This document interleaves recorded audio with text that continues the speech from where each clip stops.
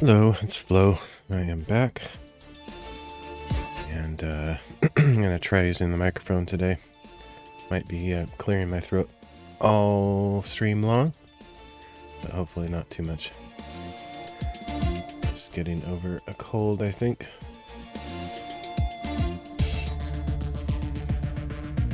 And let's see, I only have 1, 2, 3, 4, 5. Technically 6 photos to do. Like that means, I mean that 6 is like combining all the panorama stitching and whatnot, and simplifying those. So there's more than 6, but there's going to be 6 total photos. I should be able to get through those today. And if it's a short stream, I'll probably end the stream after finishing, just to kind of be consistent with keeping all the separate photos, separate hiking photos, whatever, hikes. I forgot how to talk. Keeping the hikes separate. And then if I still feel like streaming, I might come back on or something like that. We'll see. But sometimes these random panoramas take hours, so who knows? I might not actually feel like streaming anymore after doing these few photos.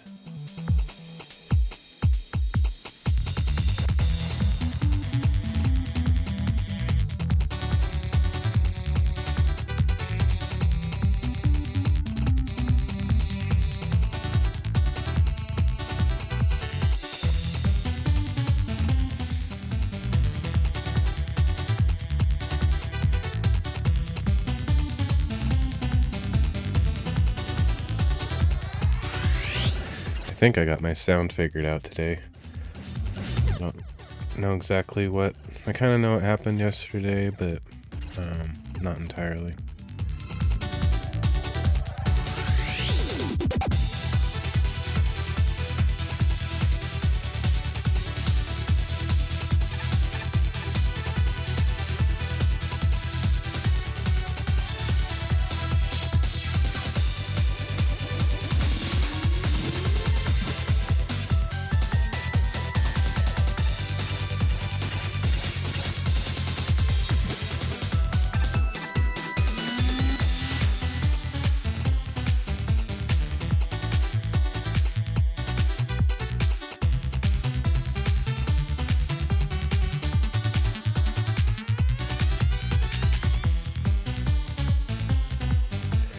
These are one of my favorite flowers that I see while hiking. Not necessarily because they're the most interesting of all, but I mean, they're kind of interesting, but I like them mainly because it means that I'm hiking in a cool place. Sounds weird, but usually I don't see these in the city or, you know, someplace near civilization, so it kind of just reminds me that I'm on some kind of wilderness hike, which is a good feeling. The first time I saw these, I think, at least that I can sort of remember, is on alpine slopes of mountains, some hikes years ago. And so it just kind of reminds me of those type of experiences, even if I'm not actually in a place like that, it just has that vibe for me.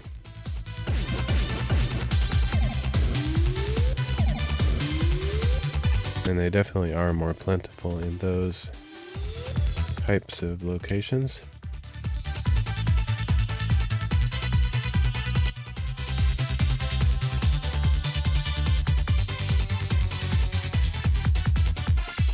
Okay, 5 more. That one's done.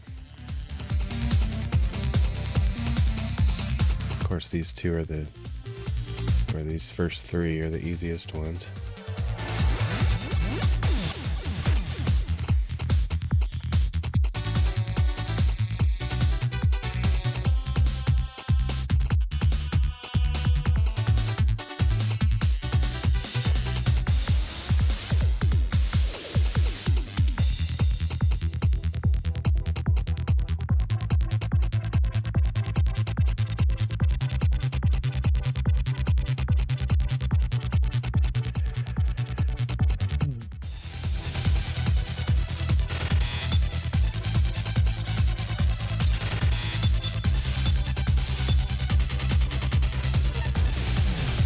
Can't remember if I mentioned on stream. Probably not, because I didn't have my microphone working.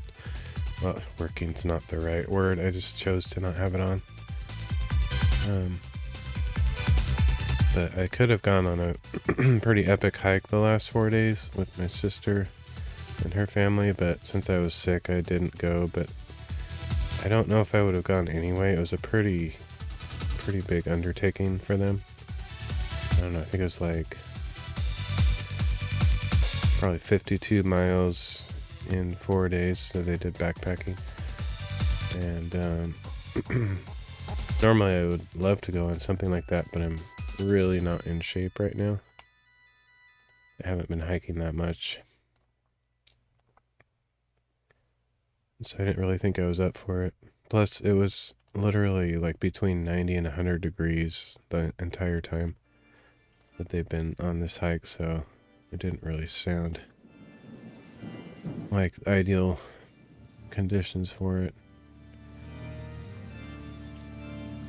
They're kind of more rugged people than I am. I don't hike for the challenge, like the physical endurance or the try to beat my record or anything like that. Other than I do have some sense of that, like I might try to beat personal records for distance or how many hikes I do in a day or something like that, but I don't push myself to my limits usually. I mean, occasionally I do, but that's not really why I hike. I just enjoy nature and taking pictures and things like that. Seeing new places, going on an adventure, but I'm not really into the make it as hard as possible scenarios. I think my sister's family is a little bit more into challenging themselves physically and stuff like that.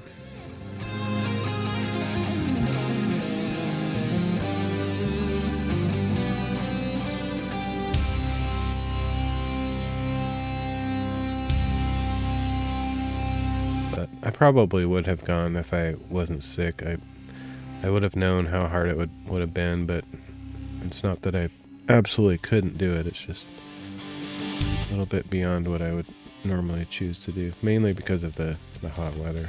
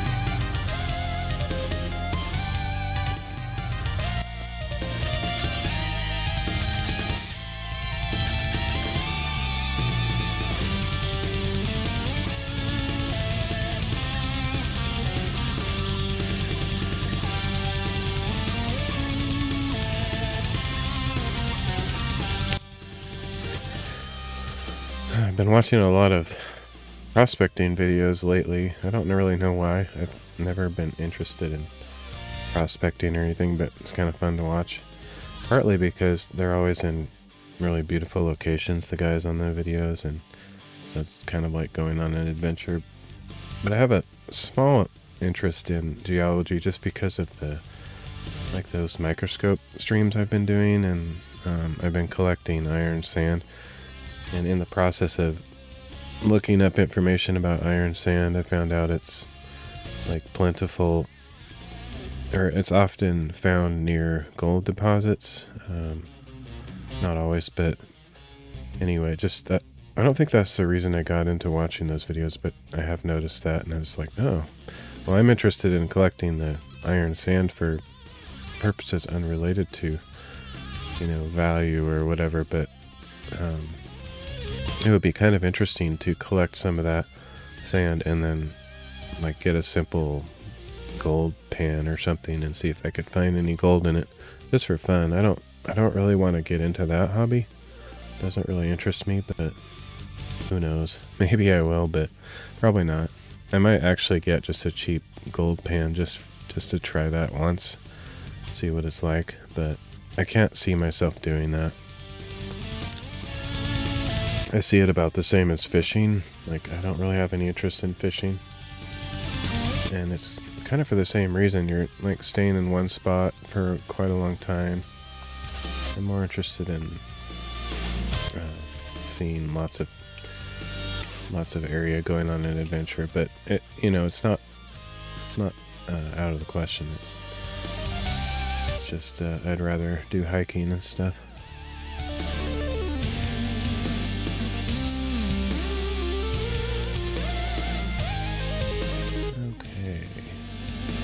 One more easy one, and then we got, okay, well, I guess it's technically another easy one here in between, but I have two more panoramas to stitch.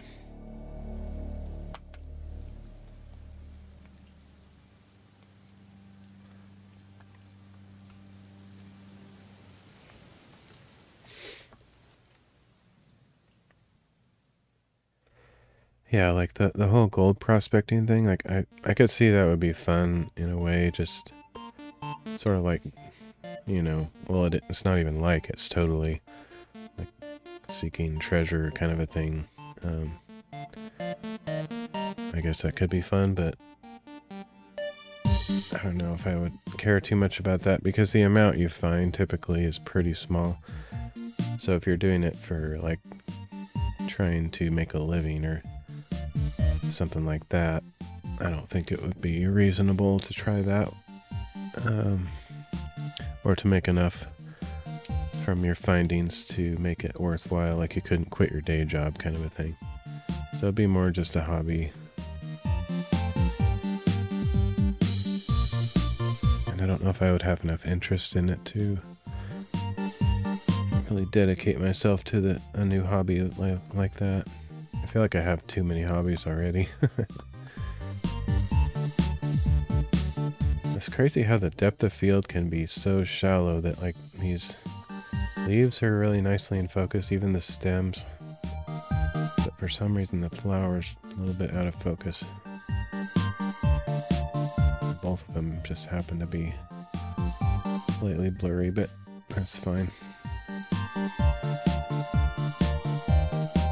I could change my aperture when I'm shooting that kind of stuff, but I'm usually too lazy. I keep it pretty... Well, I pretty much never change my aperture, actually. I should do it more, but I don't.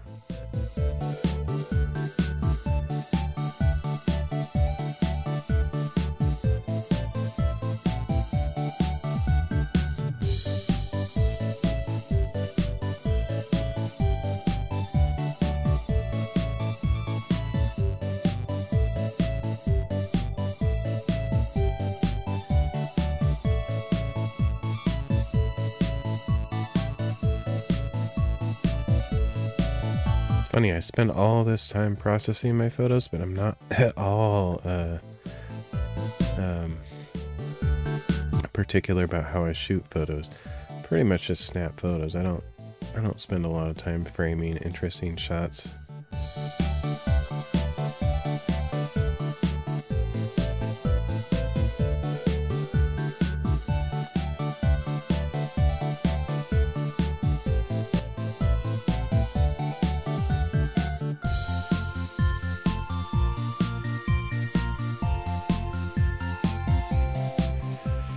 Okay, the easy one out of the way. Now I gotta do more panoramas. Take forever. Some go quicker than others, though.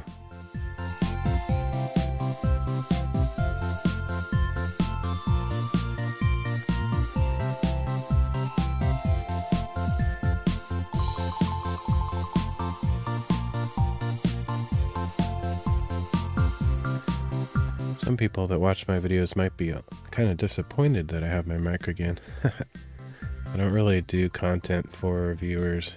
I know that sounds weird, but just kind of do whatever I enjoy, and I have no idea if people like it unless they tell me or not, but I could see people actually wanting to just listen to the video game music or something. Not necessarily so interested in what I'm doing on my stream. But too bad, haha. Get to listen to my mumbly voice.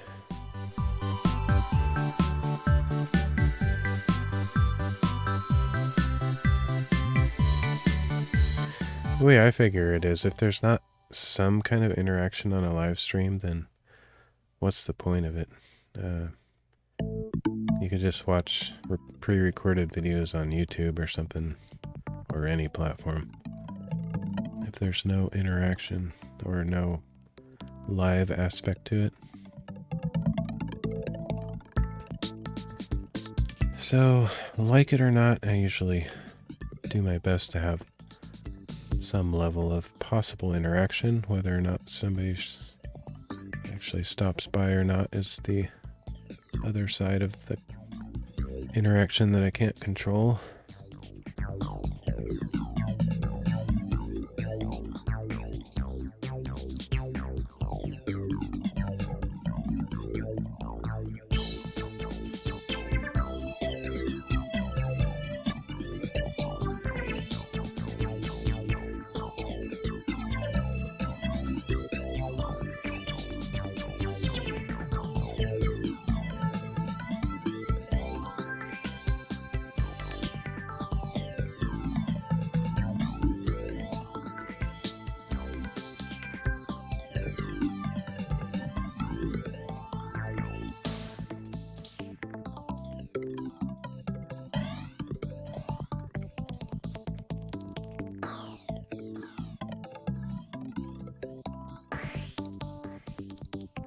Oh, this only has 3 components to it.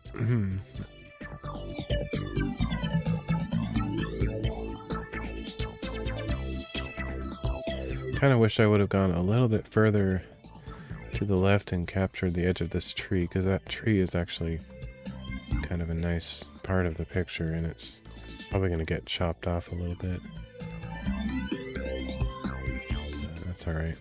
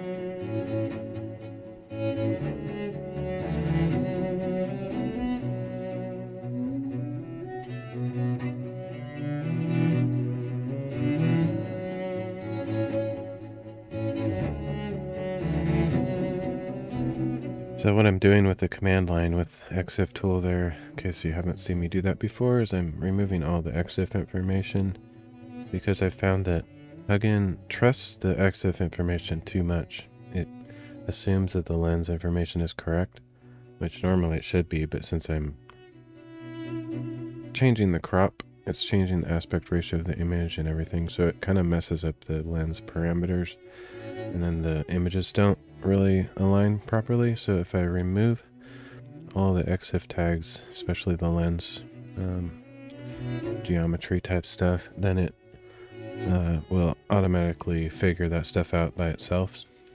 So when I do remove the tags from each of those images and open them in Hugin, it will ask me for some of the parameters, and so I just put 50 degrees in the field of view, and it pretty much ignores that.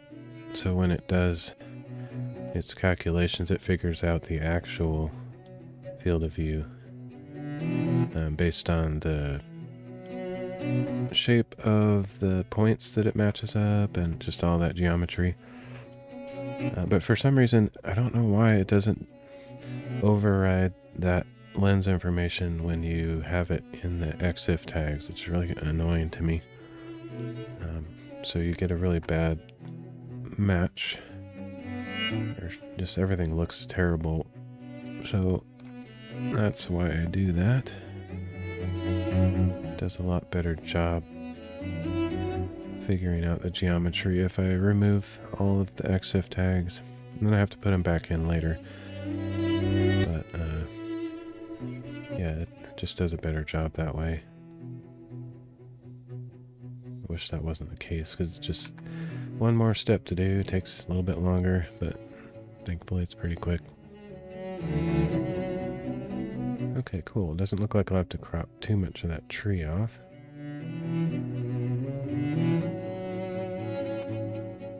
I wouldn't be surprised if this one has some pretty significant stitching issues, but you never know until you try. I think I'll just stitch it without masking anything and see what happens. Sometimes I get really lucky and it does a great job and I don't need to adjust too much. Sometimes masks make it worse if you don't do the right mask.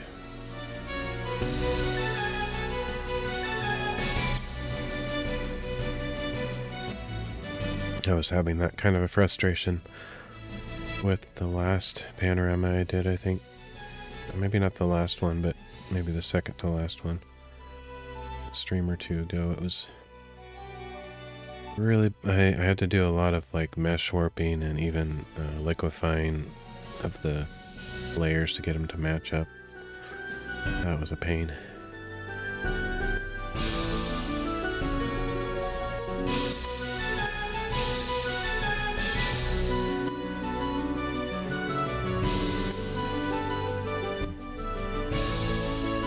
At a glance it looks pretty good, but I can see at least one tiny issue up here, which I can probably just clone it out and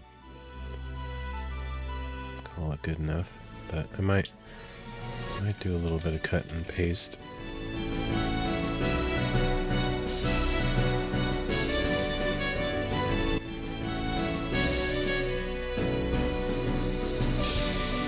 There's a duplicate there.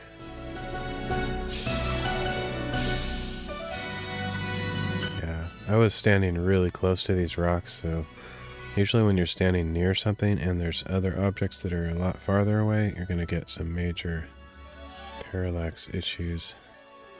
This is a parallax issue because this part of the rock is closer than that part of the rock. So as I'm moving side to side, this part is moving horizontally faster or whatever, shifting in front of those other rocks. So the stitcher has to decide which thing am I going to try to match the points on, the close thing or the far thing. And so you get issues like that. But surprisingly, there's not... Looks like it did a pretty good job on this side of the rock.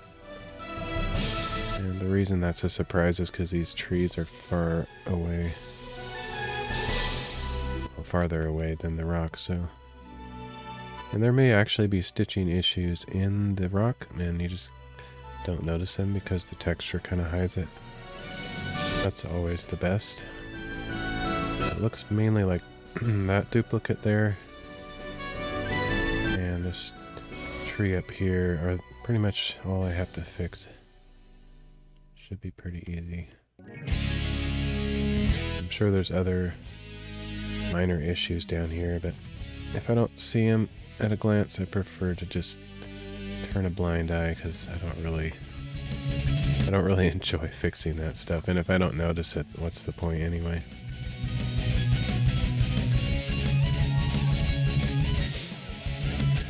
No use hunting too deep for problems that no one would notice. Okay, yeah, it looks really good. I'm surprised. Just that one problem area. Okay. That should be an easy fix.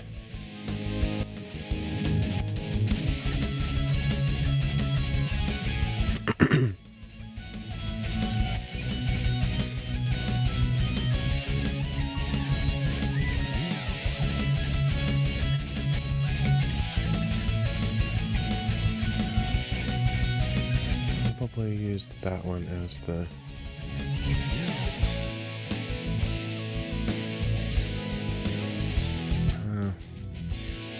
yeah, I'll use that one to copy from, I think.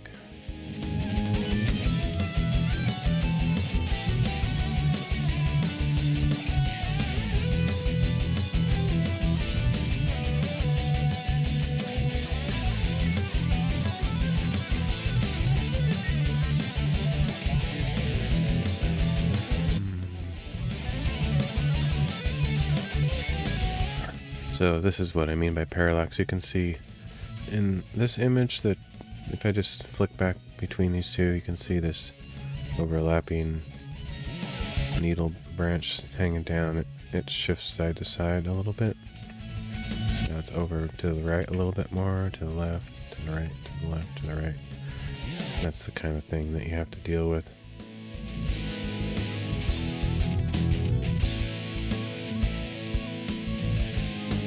Maybe I'll look at the other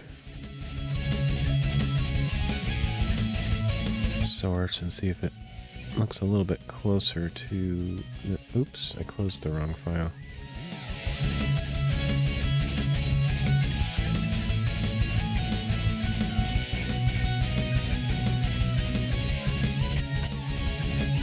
This one might be the one where it's copying from, yeah.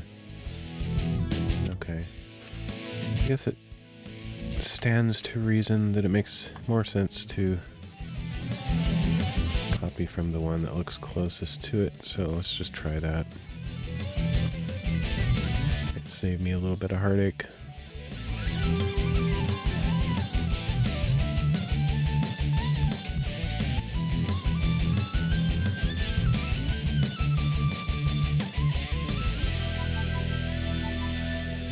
But almost definitely I'm going to have some kind of issues down in the rocks here that will make it challenging. Usually that happens.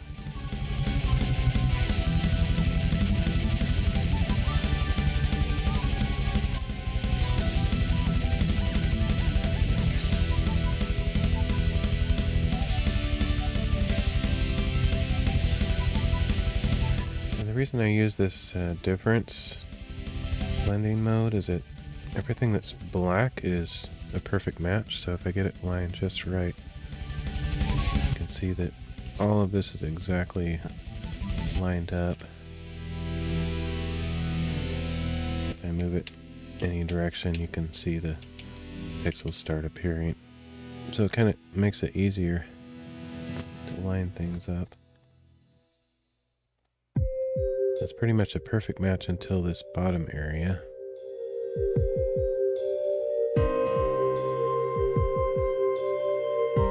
And for some reason this little bit of the branch is different.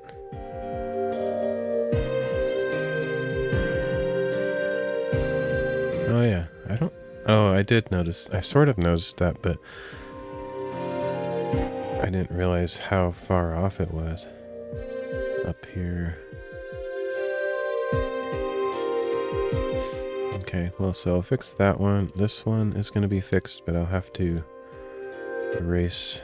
either erase or stretch this bit to match the rest. Probably have to stretch it.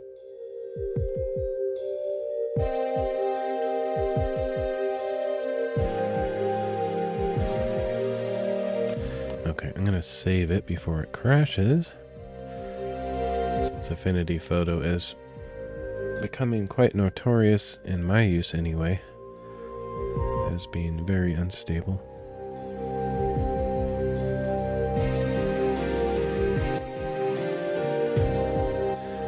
And just to kind of explain what I do with the mesh warp, I usually put points before the area that needs to be changed, so like a vertical line in this black area, another vertical line like above it, and that way I know I'm not going to change any of the stuff that's already lined up, and I'll just affect this bottom corner.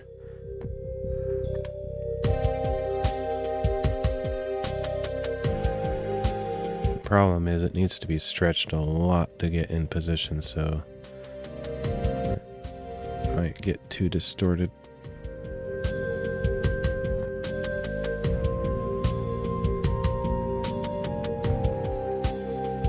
To come all the way over there for this top little branch to match.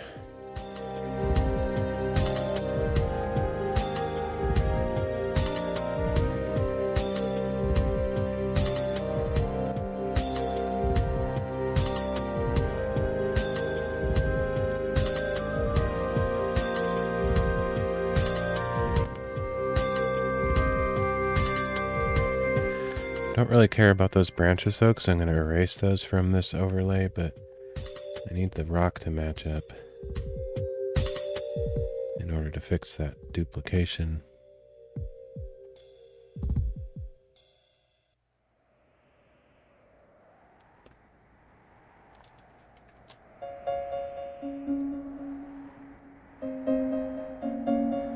You can kind of see a black area, like a black wave going through, kind of like right down here. As I move that node, you'll see it kind of waving around.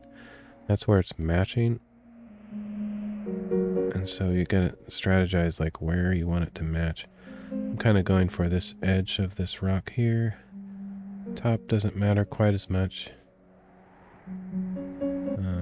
So if I put another node right here, then I know that's kind of going down that wave of black area, and then I can pull this part back so that I'm meeting this edge here. And I'll just erase everything to the right, or to the left, I mean.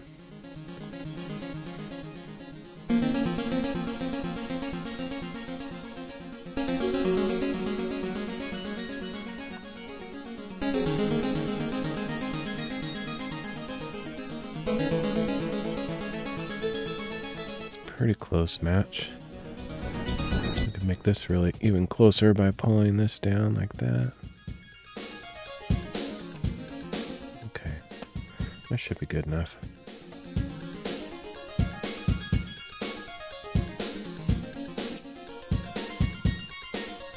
Might have some matching problems down here at the bottom.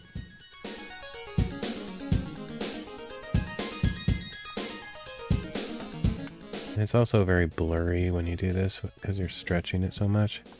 It's kind of annoying.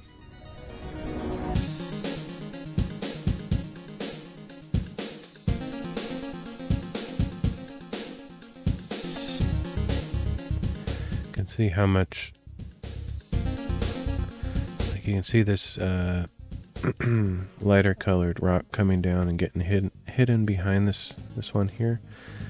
And in this other angle, it's visible farther down. So that's where you get some of the weird parallax stuff going on.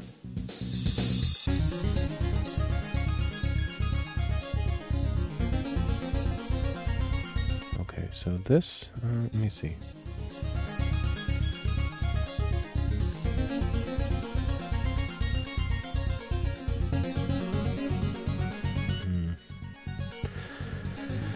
I think I'm going to leave it there and then do some erasing and sharpening, see how it goes.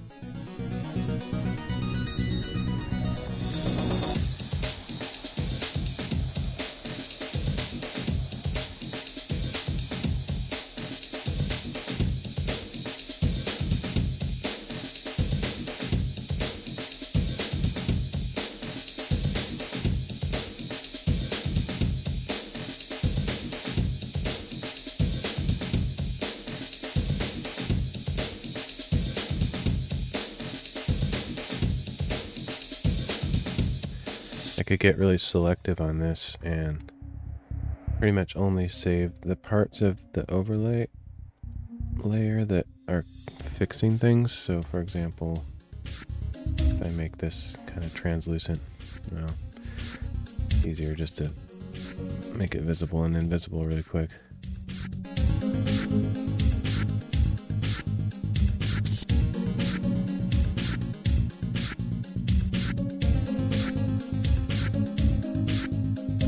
It's even cooler to do it to the music beat.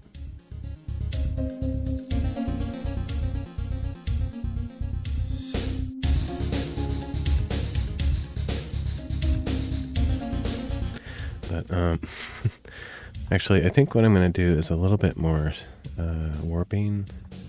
Let's go back here to the difference overlay.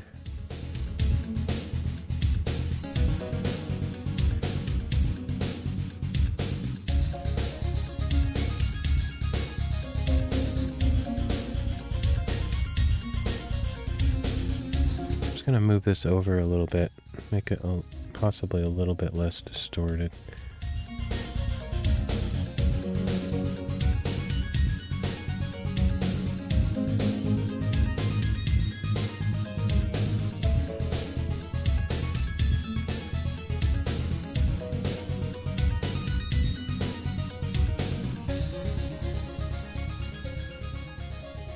Also looking at these two little dark marks there and sort of trying to match those up so I have one less problem to worry about when I start erasing this thing.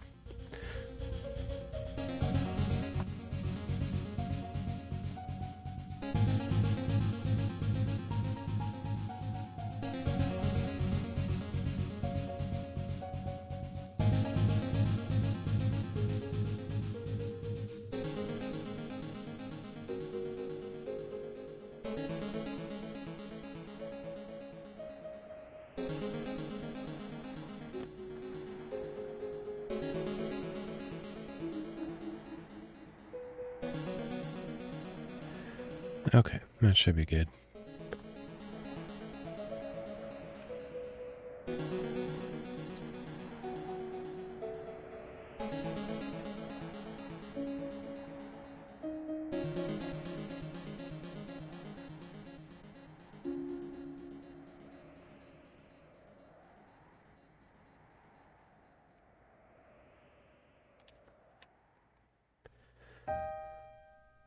I'm going to erase the entire plant on the overlay.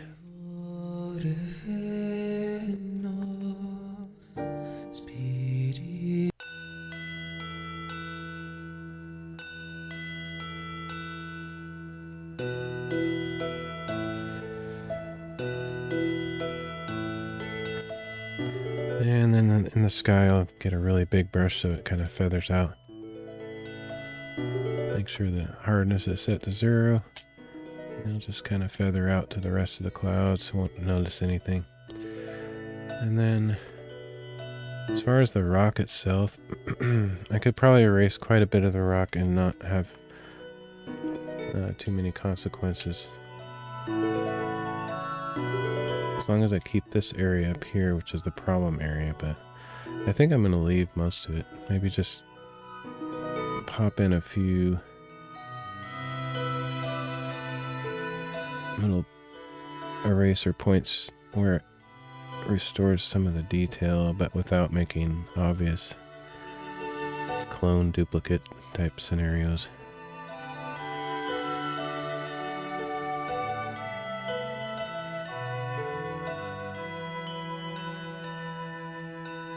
Might be able to do this whole area down here safely.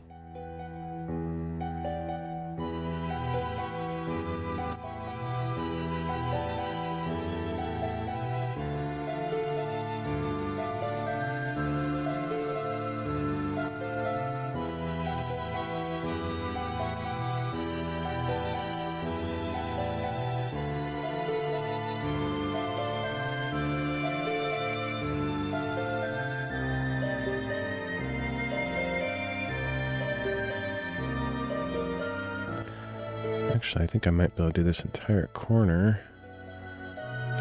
Get back the detail.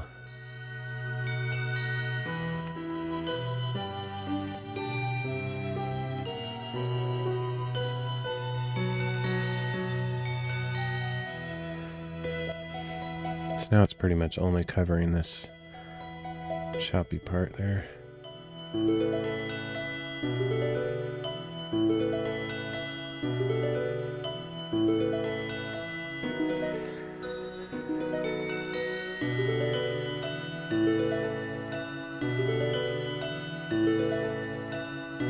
Not perfect, but it's better than it was. Okay, so I will try to add a little bit of sharpening there.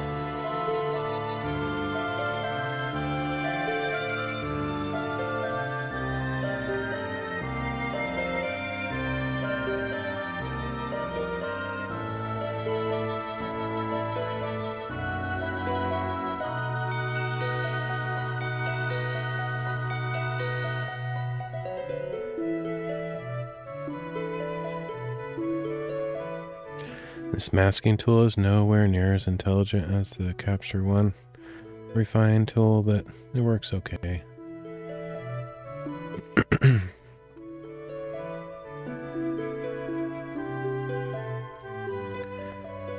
Okay, so that's generally the fuzzy area, so I'll just sharpen that a little bit.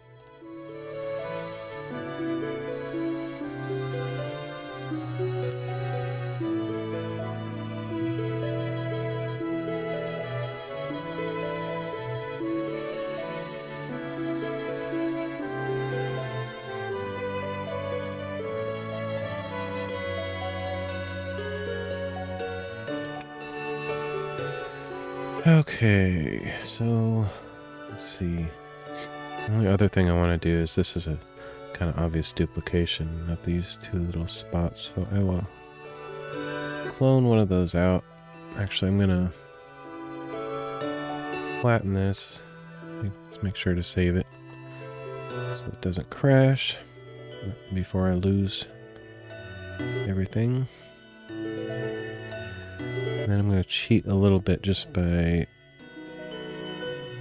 cloning in some of this blurry stuff, or cloning in some of the detail in exchange for the blurry stuff.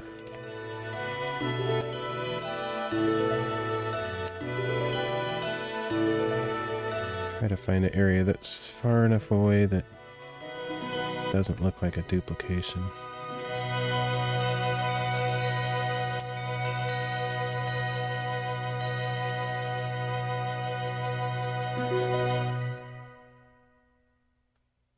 Somebody that's really familiar with this rock, like, knows it like the back of their hand, will say, wait a minute, those little textures don't exist there. But I'm not too concerned about that level of detail.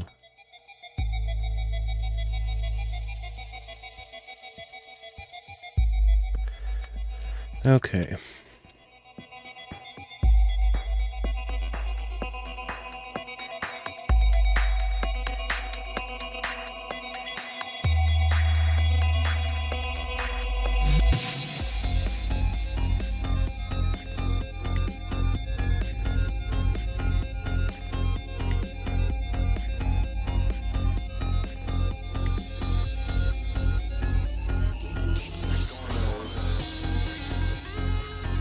Crop a little bit off the top.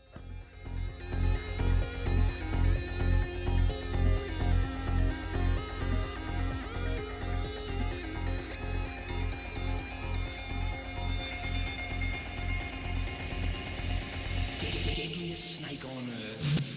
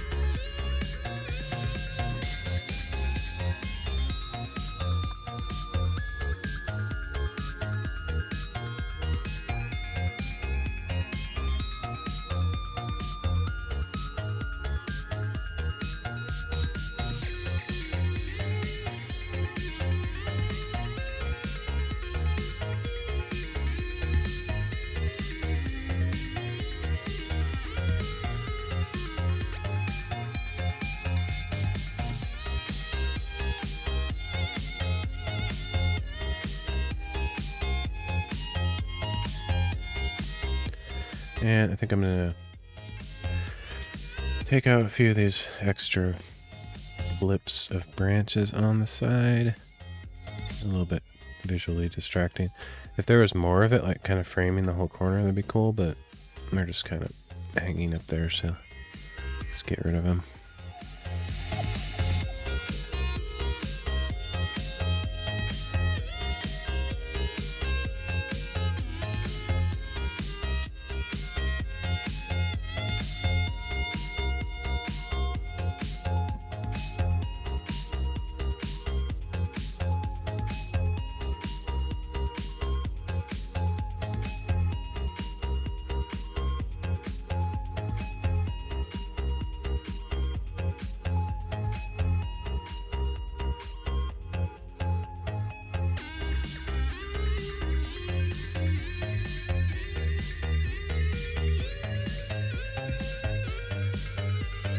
super intelligent cloning sources for the healing tool in CaptureOne. Way better than Affinity Photo.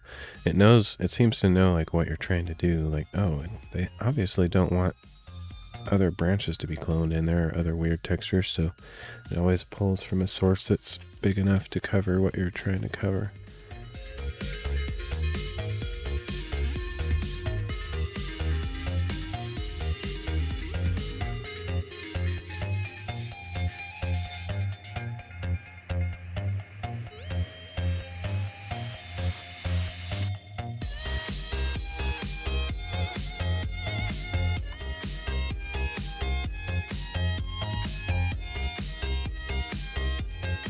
Okay, that's probably good.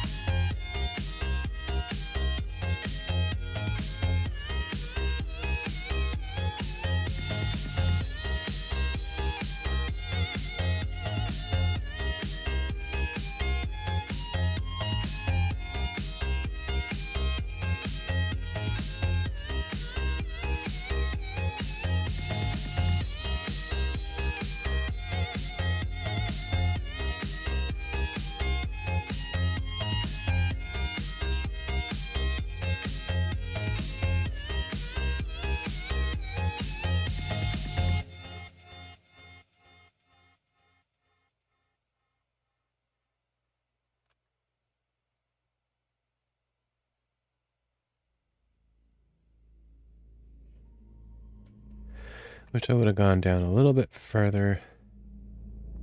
Possibly a little bit higher too. I'm not sure what's up here, if it's interesting or not. But this bottom, I like this bottom part with this viney looking tree. Feels cut off a little bit there. And then had I really composed the shot or tried to think about it, I would have gone over this way a little bit more and maybe included a few more trees over there. But it's fine. I'm not so sure about this left side. It feels unnecessary. I could probably crop some of that off. It's just kind of empty space.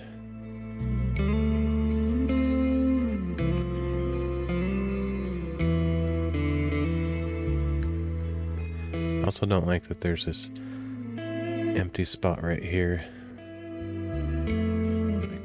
My eyes are drawn to it, but that's fine.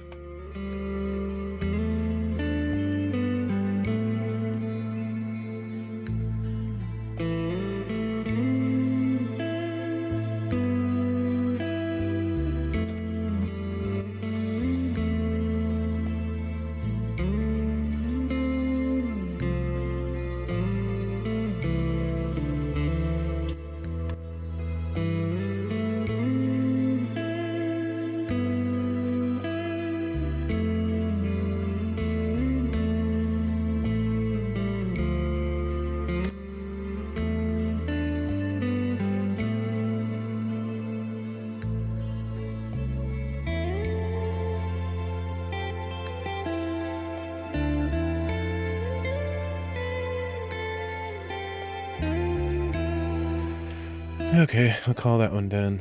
Good enough.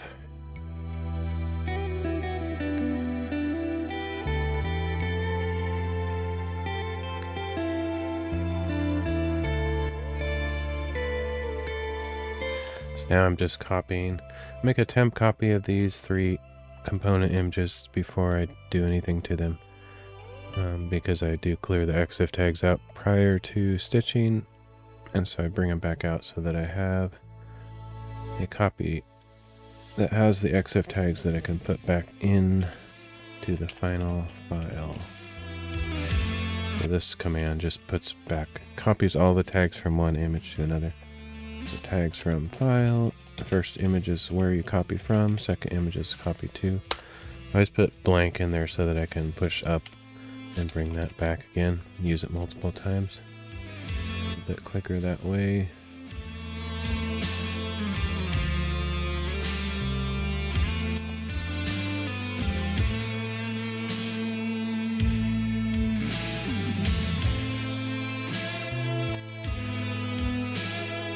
Okay, that should be it.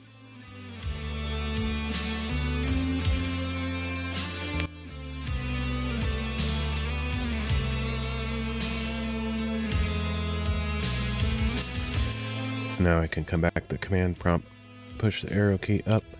There's my previous command, and the one before that is blank, so I can come back and paste new image names in there if I want to.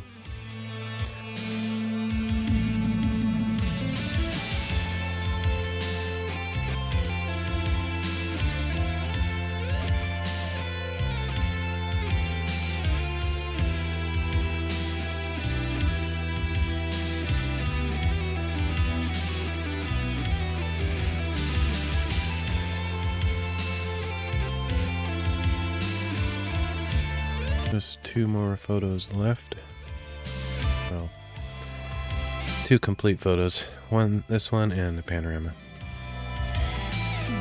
That's weird. Did I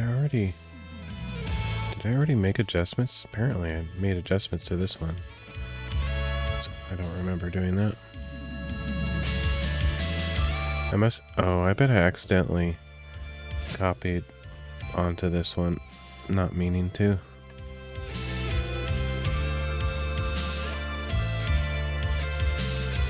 Which is kind of bad because I might have done some adjustments that I won't realize I need to rethink or fix.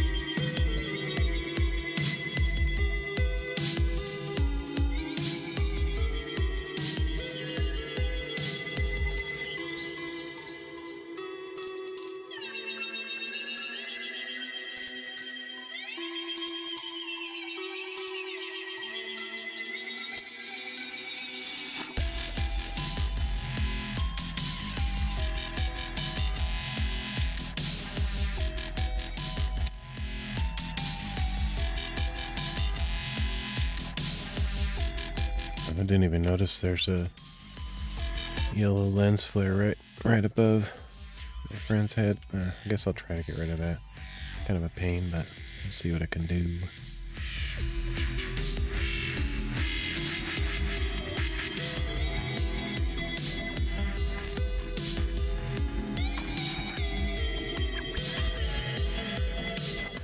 This is another one of those situations where I wish I had a graphics tablet that could draw straight on the screen.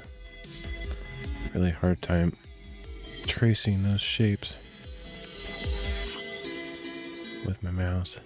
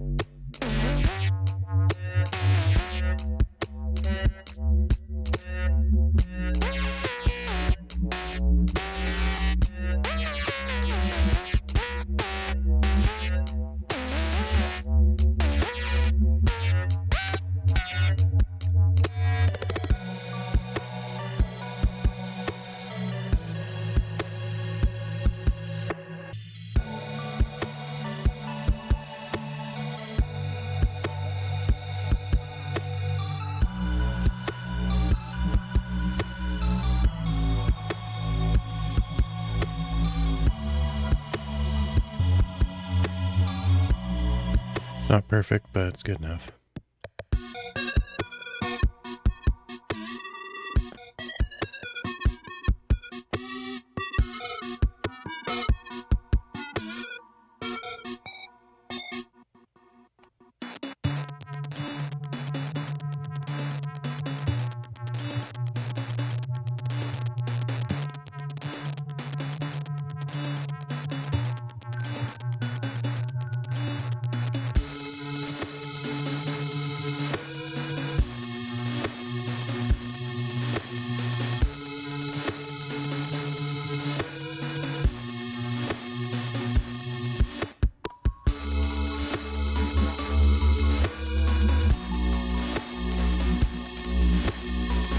Alright, one more image to stitch together here. Hopefully it won't take too long.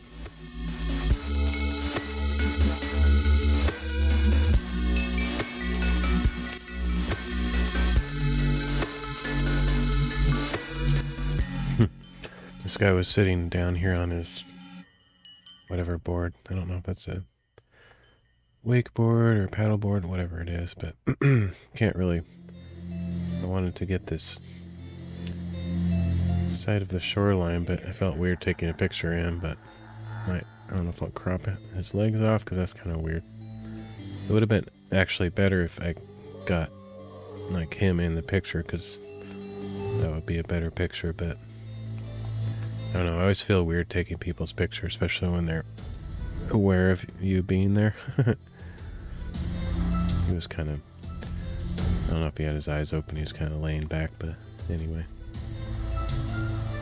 Okay, I'll probably just, oh, I guess I sort of got most of him. We'll see what it looks like if I could leave him on there, but I didn't quite get him, so I don't know.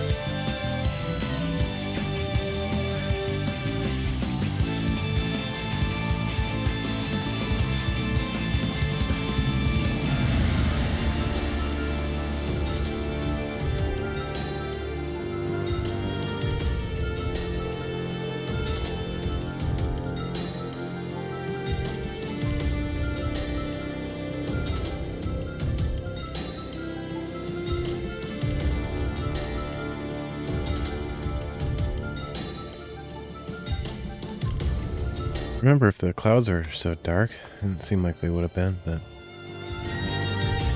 could have been.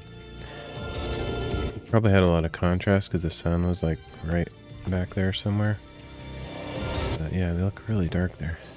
A little bit too dark.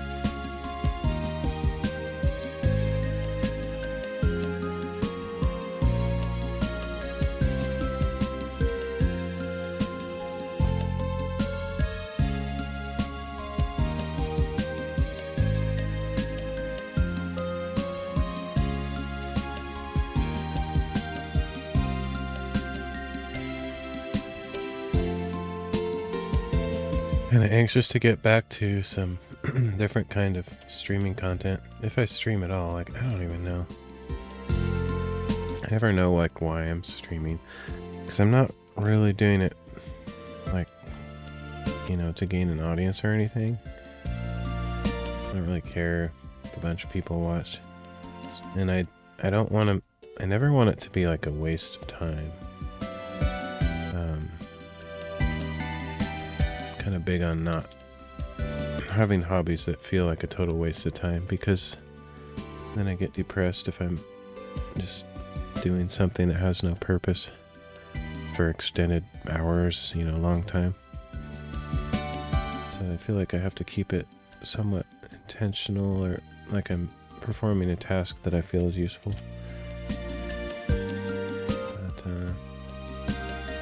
Or, you know, something that I enjoy. Enjoyment is a purpose too, but you don't want to spend too much time on things if they don't have any useful purpose. I mean, I don't. I don't know about you. I don't even know who I'm talking to. Talking to myself, really.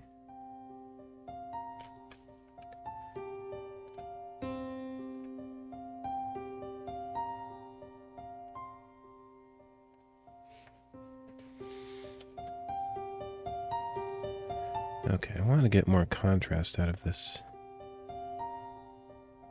tree area.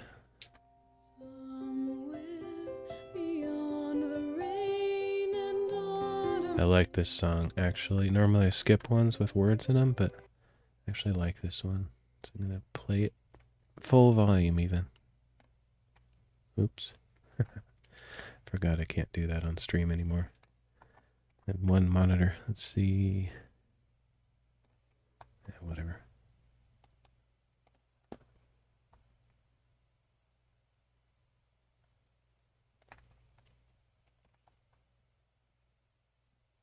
Countryside, I found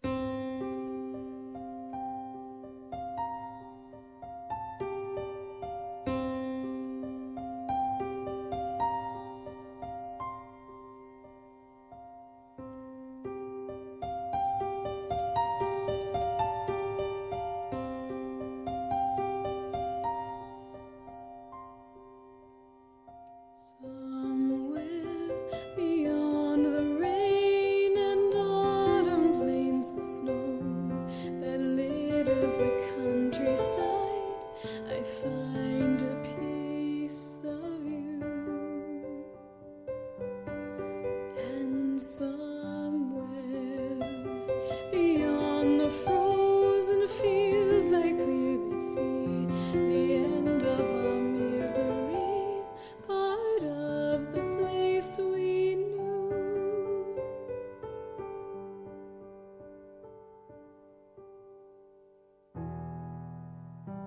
Slowly down through the fire burning, into this darkness I fall.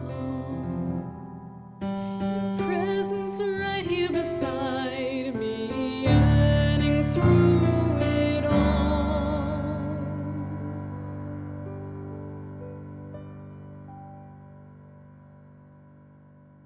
Dokoka ame to wakimatsu no inaka no yuki ni anata mitsukeru. Dokoka kotara no mukou watashi michime saru sabi shite ta tokoro ni.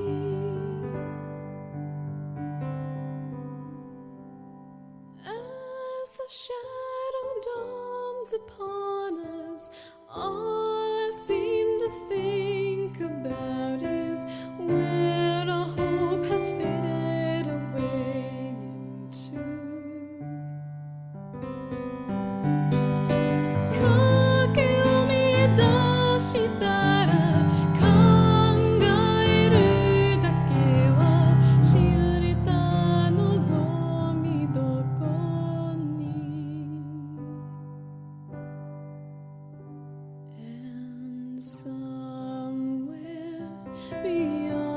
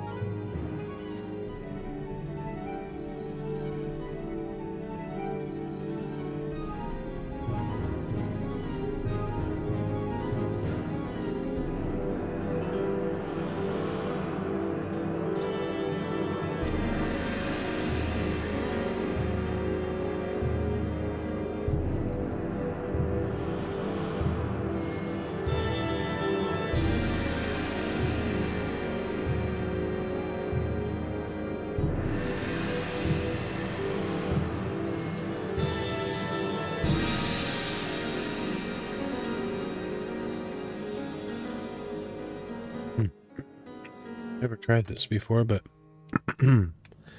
curious.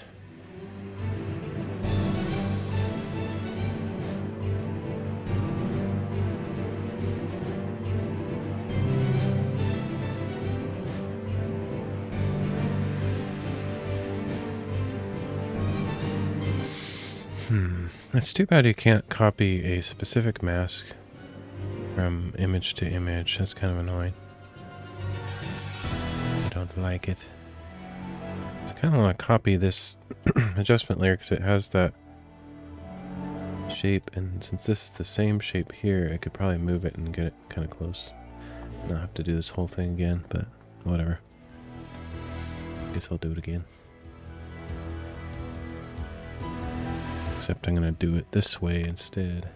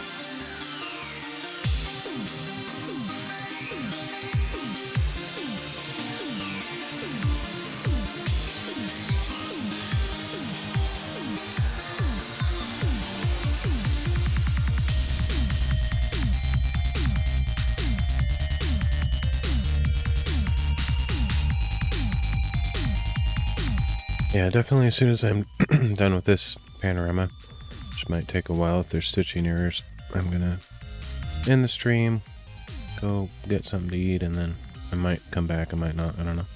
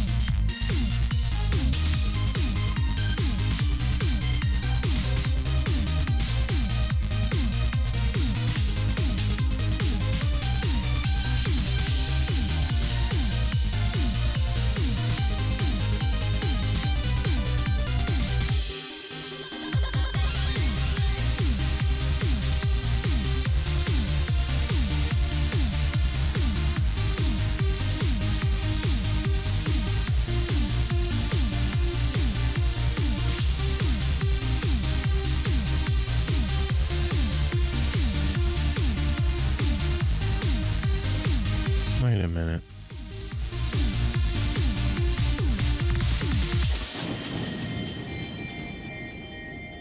I think I forgot. I forgot if I forgot or didn't forget. I don't remember if I did this step.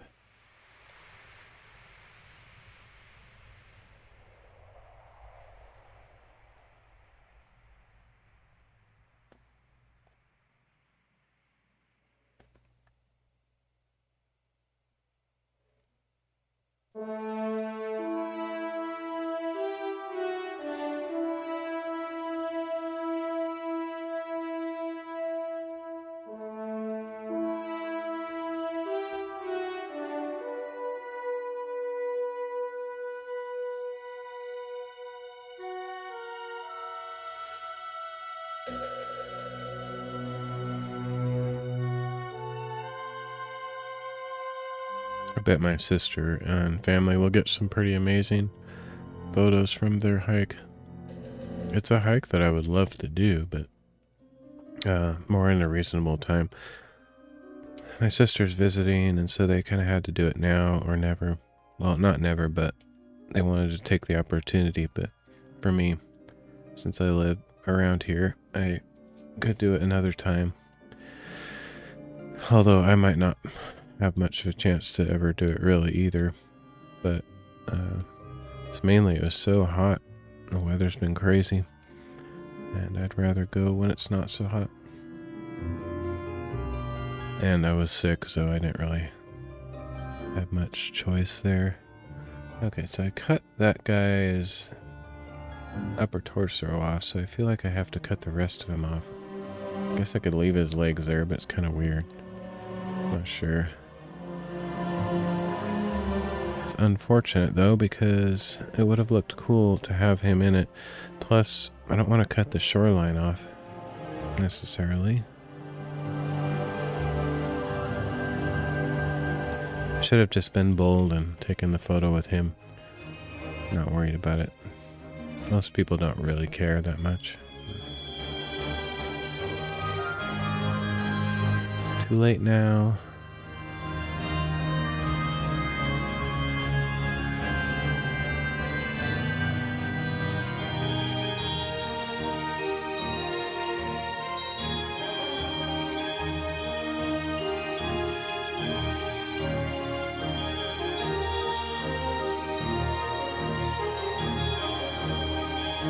Stitching error there.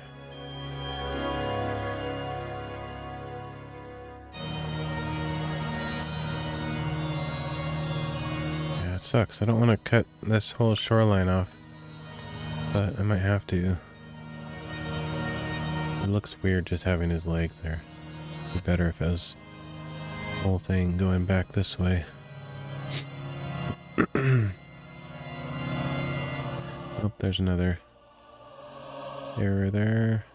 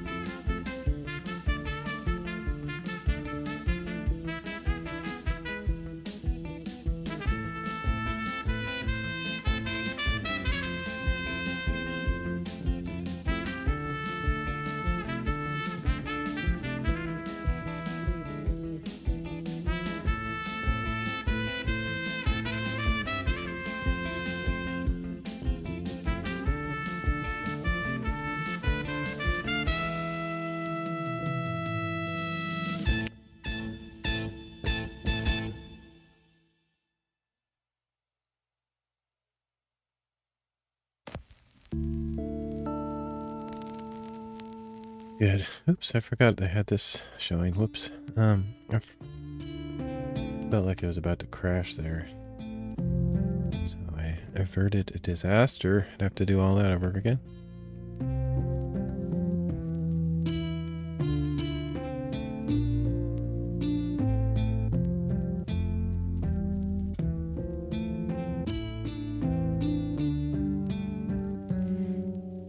Okay, I'm gonna take a quick break. I'll be right back.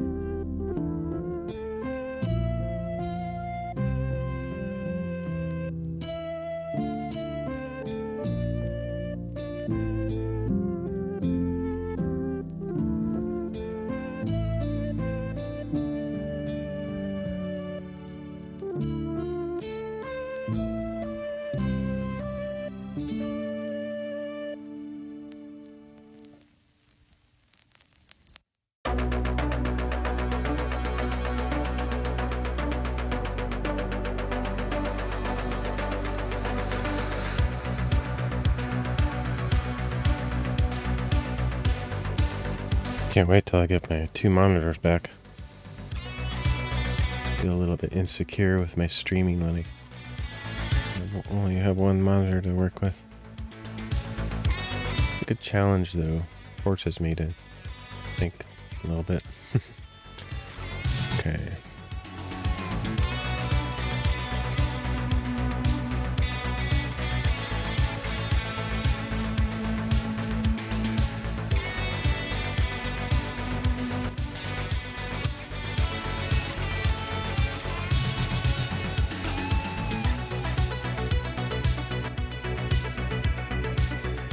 Okay, there was one other stitching error, I don't remember where it was.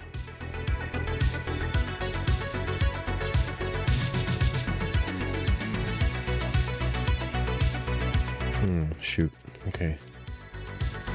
Deleted too much of the sky, accidentally deleted some of the tree there. That's one thing I don't like about the visible outline of the tool in Affinity Photo. Actually affects a larger area than what's shown, so you have to be careful not to get too close to something when you're erasing.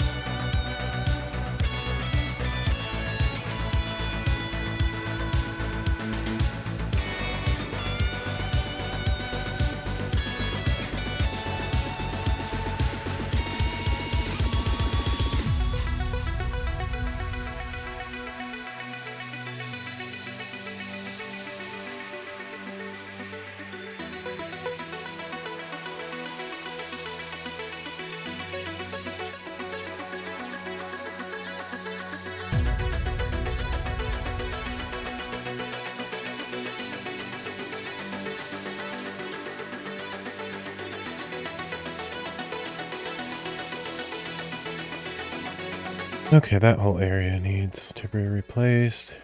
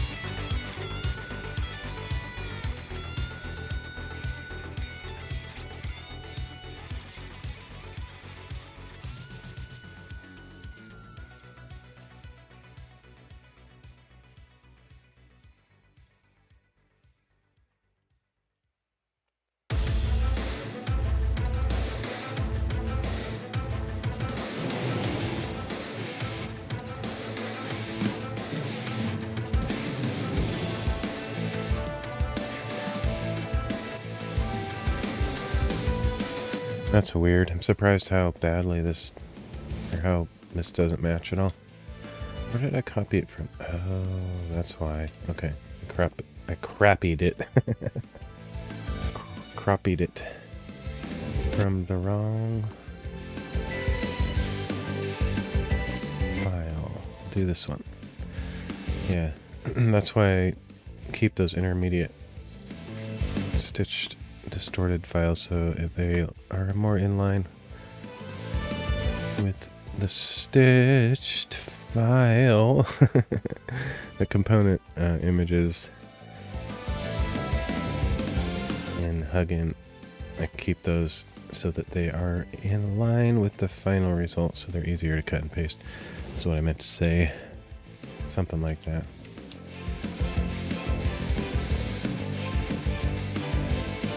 Now, hopefully it won't be so off.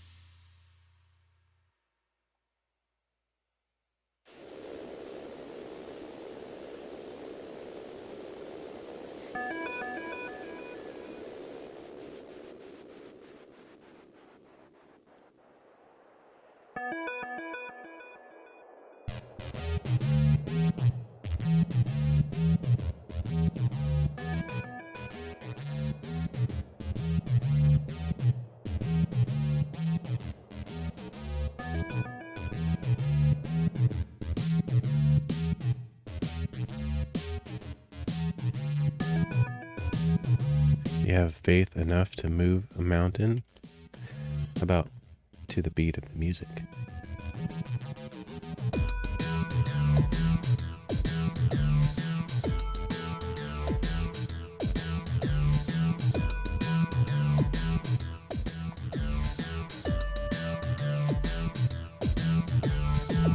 Right, that was pretty good.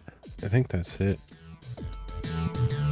I didn't notice any other strange areas other than these legs I need to cut off, which I don't really want to, but I feel like that is a weird thing to have on the very edge of the photo.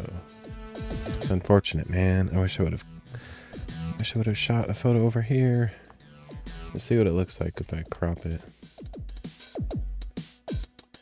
It's not gonna look as good, but it'll look weird with the legs, so kind of have to.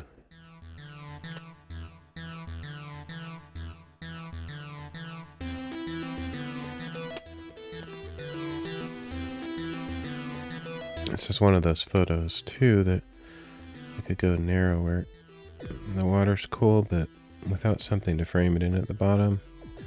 Or on the other side, it's kind of more than this necessary. So I might just do something like that.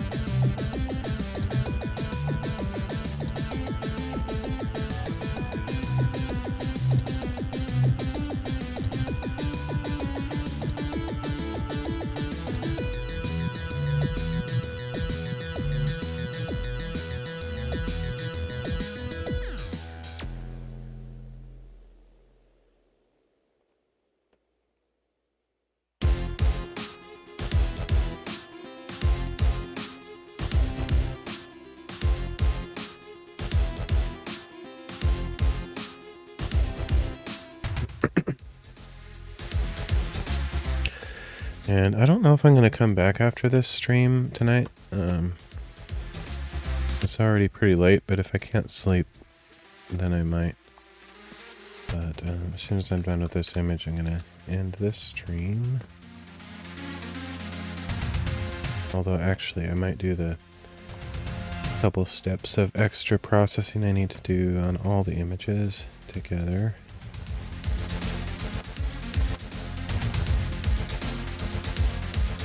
Here's the entire image from side to side.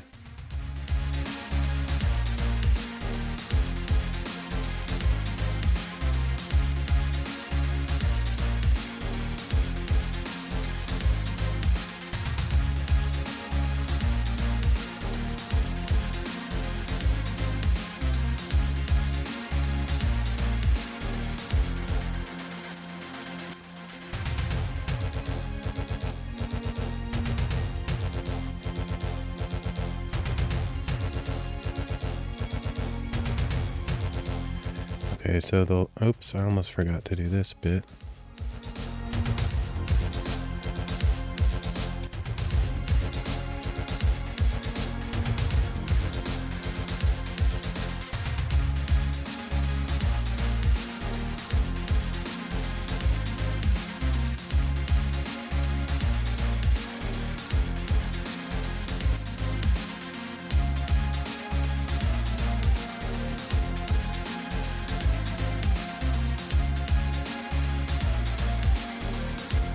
Okay, so the last thing I do is synchronize the time. So I look at the EXIF time, which is right here.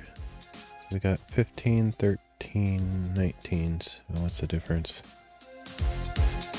I think it's 11 minutes and 58 seconds. So I need to take 11:58 off of all of these so that they are synchronized. I use attributes changer. It's a free. I don't remember if it's free. I might have paid for it. I don't remember, but I think it's free. Thing where you can add and subtract times. Which is pretty cool. I mean, there's other programs, there's ways to do this, but I like this method. It's quick and easy.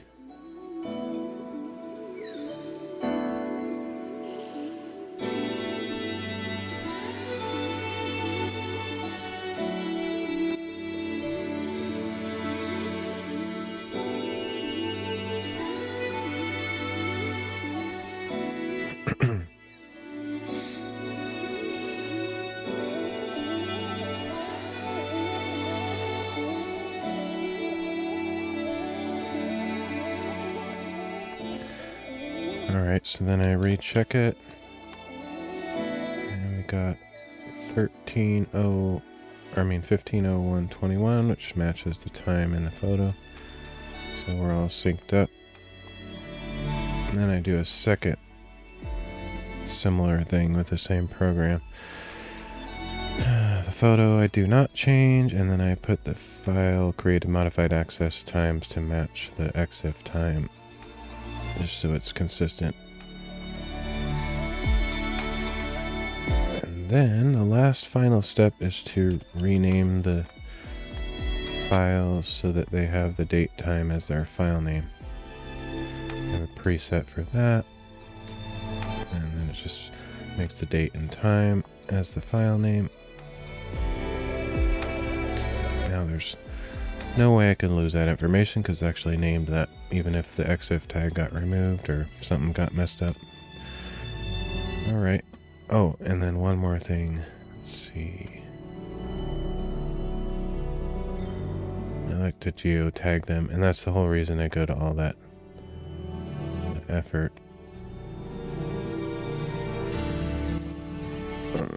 Okay, there we go. Okay, so here's the actual hike that these pictures are taken from. And so I just right click on this, geotag photos, and find my folder in here.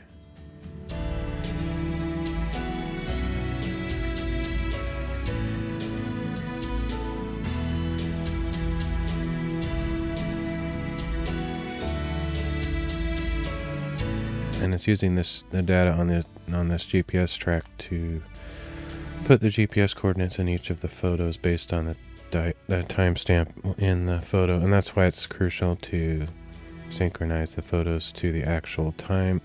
So I take a picture of my cell phone showing the seconds, and that's always accurate since cell phones are always accurate. So that's how I do that. And now when I click on this and view it in some kind of online map or whatever, that's showing where that picture was taken, and that's right at the trailhead, just where it should be. There we go. That's it. I'm done with those, so I guess I will call it a stream. Thanks for joining.